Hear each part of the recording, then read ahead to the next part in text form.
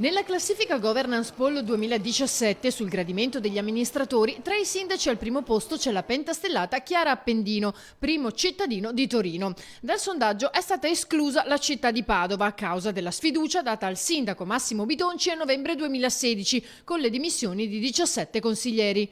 Al quarto posto il sindaco di Venezia Luigi Brugnaro, primo del centrodestra con il 60% contro il 62% dei consensi registrati lo scorso anno.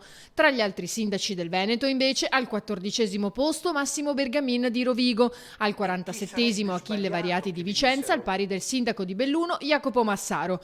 Crolla il gradimento del sindaco di Treviso Giovanni Manildo che passa al 92° posto, mentre all'80° il primo cittadino di Verona Flavio Tosi. Il risultato è stato ottenuto interpellando un campione di 600 elettori in ogni comune capoluogo, chiedendo il loro giudizio complessivo sull'operato dei sindaci nell'arco del 2016.